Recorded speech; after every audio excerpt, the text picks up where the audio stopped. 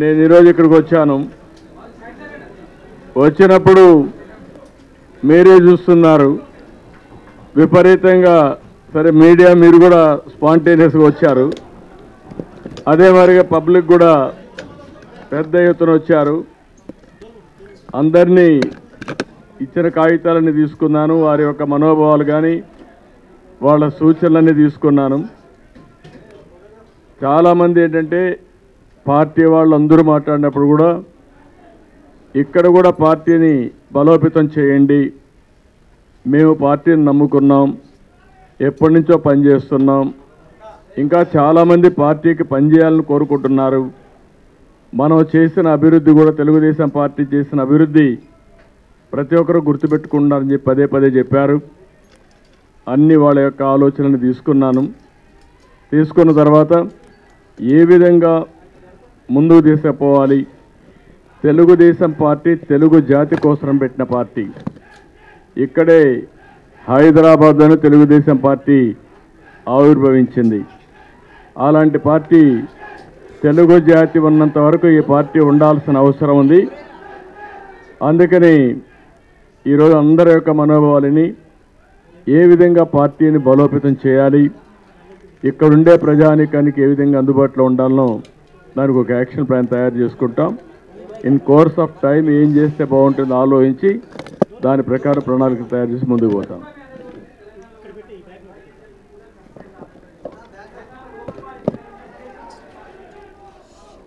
నేను ఏ విషయం కూడా ఇప్పుడు మాట్లాడను, ఎందుకంటే మీరు ఏ విషయం కూడా నేను ఇక్కడ కమిట్గా చెప్పలేను. ఎందుకంటే కూటమి కానీ పార్టీలు కానీ అవన్నీ చాలా విషయాలన్నీ కూడా ఆలోచించి అందరూ కలిసి చేసుకునేది కూటమి. ఆ విషయం గుర్తుపెట్టుకోవాలి. ఇప్పుడు ప్రస్తుతం ఇక్కడ కార్యకర్తలు ప్రజల మనోభావాల ప్రకారం ఏం చేయాలని ఆలోచిస్తున్నా. రాబోయే రోజుల్లో ఒక యాక్షన్ ప్లాన్ తయారు చేస్తాం. వన్ బై వన్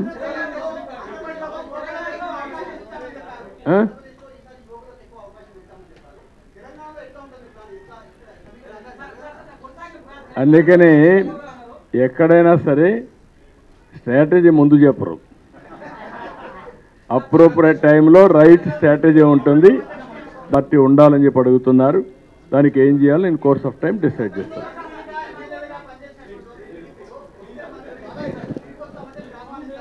నేనేమంటానంటే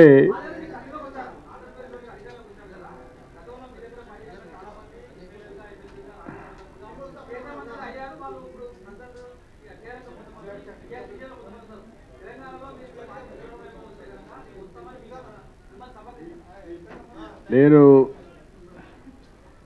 ఇక్కడ మీరు గుర్తుపెట్టుకోవాల్సింది ఊహాజనితమైన క్వశ్చన్స్కి ఆన్సర్ చేయడం కరెక్ట్ కాదు.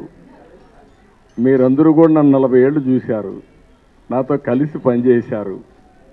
ఓసారి అన్ని క్వశ్చన్స్కి ఒకటేసారి సమాధానం కూడా ఉండదు. ఇక్కడ ప్రజల మనోభావాలు గుర్తుపెట్టుకొని నేను కూడా వాళ్ళకి గౌరవించాల్సిన అవసరం ఉంది. అంతవరకే ఆలోచిస్తున్నాను. ప్రకాష్, నేనేమంటానంటే ముందే దానికి వర్తిస్తుంది. ఊహాజనితమైన క్వశ్చన్ సమాధానం ఉండదని. కాబట్టి ఇమాజినరీ క్వశ్చన్స్ వద్దు. అందుకే నేను ఒకటే చెప్తాను మీ అందరికీ, ఏం చేయాలి, ఎట్లా చేయాలి, పార్టీని ఎట్లా బలోపేతం చేయాలి, ప్రజలకు పార్టీని, కార్యకర్తలకు పార్టీని అందుబాటులో ఎట్లా పెట్టాలని ఆలోచిస్తున్నా. ఇన్ కోర్స్ ఆఫ్ టైం మీకు ఒక క్లారిటీ ఇస్తాను. ఏం రే ఏమండి ఇంత ఇప్పుడు నాకేంటంటే నేను తెలుగుదేశం పార్టీ మీరు గుర్తుపెట్టుకోవాల్సింది మొట్టమొదటి నుంచి కూడా తెలుగు జాతి కోసం నిరంతరం పనిచేసిన పార్టీ తెలుగుదేశం పార్టీ. ఆ రోజు హైదరాబాద్ నగరాన్ని ప్రపంచ పట్టణంలో పెట్టడానికి విశ్వ ప్రయత్నాలు చేసాం. ఒక మంచి ఎకో సిస్టమ్ క్రియేట్ చేశాం. ఇక్కడ వచ్చిన ముఖ్యమంత్రులందరూ కూడా రాజశేఖర్ రెడ్డి మొదలుకొని రేవంత్ రెడ్డి గారి వరకు ఎవరు డిస్ట్రాయ్ చేయలేదు ఎకో సిస్టాన్ని. అదే మాదిరిగా మేము ఆ రోజు చేసిన పనులు ఆటో పైలట్లో ఉన్నాయి. ఈ ప్రజానీకానికి మంచి జరిగింది. దానికి నేను సంతోషపడుతున్నాను. ఆంధ్రప్రదేశ్ రాష్ట్రానికి వస్తే టోటల్గా విధ్వంసం జరిగింది. నా టైంలో నేను 4వసారి ముఖ్యమంత్రిని, 4th టైం ముఖ్యమంత్రి అయితే మొత్తం అక్కడ చూస్తామంటే నాకే అర్థం కావడం లేదు. బ్రాండ్ ఇమేజ్ దెబ్బతినింది, అప్పుల పాలైపోయాం, ప్రతి ఒక్క వ్యవస్థ విధ్వంసం అయింది. మళ్ళీ రీబిల్డ్ చేయాలి. అలాంటి సందర్భంలో అక్కడ రీబిల్డ్ చేయాలి, ఇక్కడ మనోభావాలు గౌరవించాలి, రెండూ జరగాలి. Will work it out. ఆ అమ్మాయికి ఒకసారి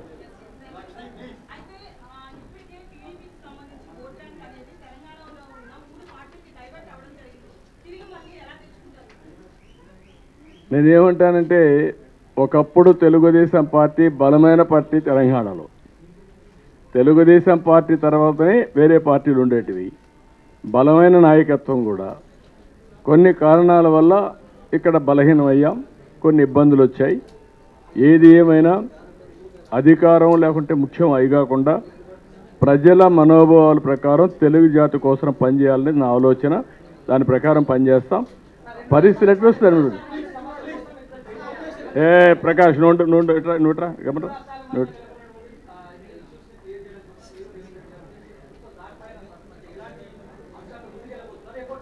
నేను లాస్ట్ టైమే చెప్పాను, నేను ఏదైతే ఇద్దరం కలిసి ఒక మంచి వాతావరణంలో సమస్యల పరిష్కారం చేసుకోవాలని.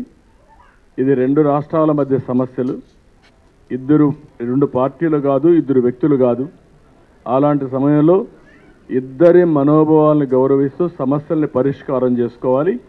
దానికి నేను ఆ రోజు చాలా క్లియర్గా చెప్పాం. ఒక అఫీషియల్ కమిటీ ఒకటి వేసుకున్నాం, క్యాబినెట్ సబ్ కమిటీ ఉంటుంది, అవసరమైతే ముఖ్యమంత్రులు కలుస్తాం. ఇదే విధంగా ఇద్దరు ఇచ్చిపుచ్చుకునే దూరంలో యాక్ట్లో ఏమున్నాయి ట్రూ స్పిరిట్లో ఆలోచించి సమస్యల పరిష్కారం కోసం ముందుకు పోతాం. ఏంటి అన్నీ చెప్తానులేమ్మా. మీకు ఎలక్షన్లు కావాలి, నాకు ప్రజల మనోభావాలు కావాలి. There is a difference between the two. ప్రారంభిస్తాం, తొందరలో ప్రారంభం అవుతుంది. ఏది అది కూడా ఆలోచిస్తున్నాం. వీళ్ళని తొందరలో ఏం చేయాలి, ఎట్లా చేయాలని ఆలోచిస్తున్నాం.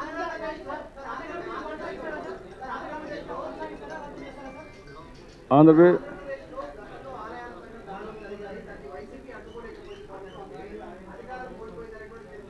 ఇప్పుడు అదేమా, ఇప్పుడు ఆలయాలపైన దాడులు లేవు. ముందు ఆలయాలపైన దాడులు చేసినప్పుడు కూడా యాక్షన్ తీసుకుంటాం. వదిలిపెట్టే సమస్య ఉండదు.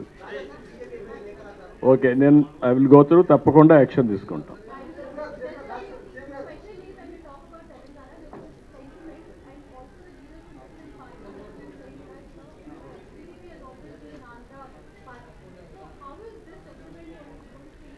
ఒకటే మా గుర్తుపెట్టుకోండి, తెలుగుదేశం పార్టీ తెలుగు వాళ్ళ పార్టీ, తెలుగు జాతి కోసం పెట్టిన పార్టీ తప్ప ఒక ప్రాంతం కోసం, ఒక ఊరు కోసం, ఒక కులం కోసం, ఒక మతం కోసం పెట్టింది కాదు.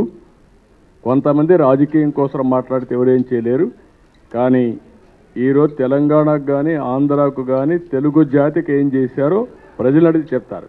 మీరు కూడా నువ్వు ఎప్పటి నుంచో ఉన్నావు, నువ్వు అడిగే మునుపు నువ్వు వాళ్ళని అడగాల.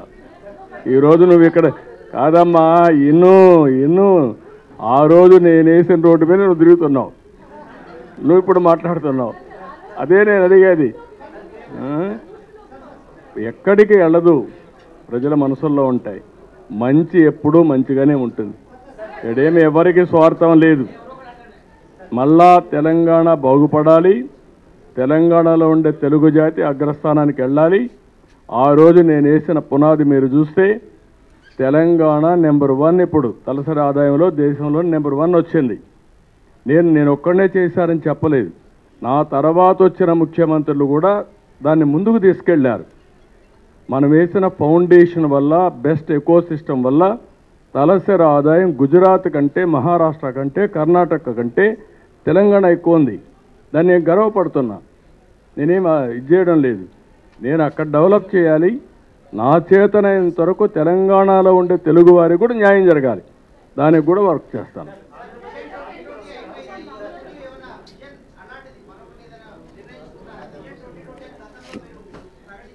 – 2047 ఇప్పుడు నిర్ణయించాం.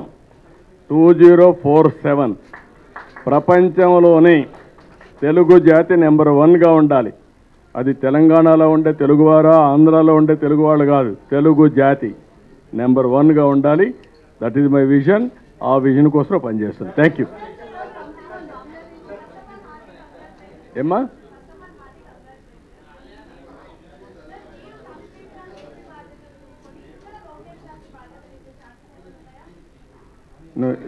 చాలా మీరు ఆలోచన విధానం మీరు చాలా ఫాస్ట్గా ఉంది. మీ అంత ఫాస్ట్గా మేము ఆలోచించడం లేదు. అదేమా మీకు ఆలోచన విధానాలు చాలా ఫాస్ట్గా ఉన్నాయన్న.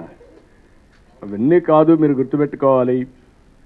నేను అక్కడ కానీ ఇక్కడ కానీ తెలుగు జాతి బాగుండాలని కోరుకుంటున్నా, శ్రేయోభిలాషిగా చెప్తున్నా. దాన్ని ఏ విధంగా తీసుకుపోవాలని సహకరించుకుంటూ ముందుకు పోతాం. మీరు ఒకటే గుర్తుపెట్టుకోవాల్సిన అవసరం మళ్ళీ చెప్తున్నా. నేను 2020 విజన్ అంటే నన్ను 420 అన్నారు. అదే ఆ రోజు నేను సెల్ ఫోన్ గురించి మాట్లాడితే సెల్ ఫోన్ తిండి పెడుతుందని మాట్లాడారు. అవన్నీ మనం చూసాం. కానీ ఈరోజు చెప్తున్నాం, భారతదేశం ప్రపంచంలోనే ఒక అగ్రస్థానంలో అగ్రభాగాన ఉండబోతున్నాం. నాలెడ్జ్ ఎకానమీలో నెంబర్ 1గా ఉండబోతున్నాం. దాని ఫలితాలు ఈరోజు మీకు హైదరాబాద్లో కనపడుస్తున్నాయి. ఏంటి నాలెడ్జ్ ఎకానమీని ప్రతి ఒక్కరు ఆలోచిస్తున్నారు. 25 ఏళ్లకు మునుపు హైటెక్ సిటీతో ప్రారంభించాం. నెంబర్ ఆఫ్ ఇంజనీరింగ్ కాలేజీలు, నెంబర్ ఆఫ్ మెడికల్ కాలేజీలు పెట్టి ఏదైతే హ్యూమన్ రిసోర్స్ డెవలప్మెంట్కి ముందుకు పోయాం. ఒక ఐఎస్బి, ఒక IIIT, అవన్నీ నల్సార్ అన్నీ అప్పుడు వచ్చినట్టువే. ఒక ఉర్దూ యూనివర్సిటీ అన్నీ వచ్చాయి. కాబట్టి నేనేమంటున్నానంటే అన్నింటికంటే ముఖ్యంగా నాకు ఒక ఆలోచన ఉంది. ఆ ఆలోచన భారతదేశం అగ్రస్థానంలో ప్రపంచంలో ఉండాలి. దాన్ని లీడ్ చేసేది తెలుగు జాతి ఉండాలి. అది తెలంగాణనా, ఆంధ్రానా, నల్గొండ, నెల్లూరు అనేది కాదు, తెలుగు వాళ్ళు ముందు ఉండాలన్న ఆలోచన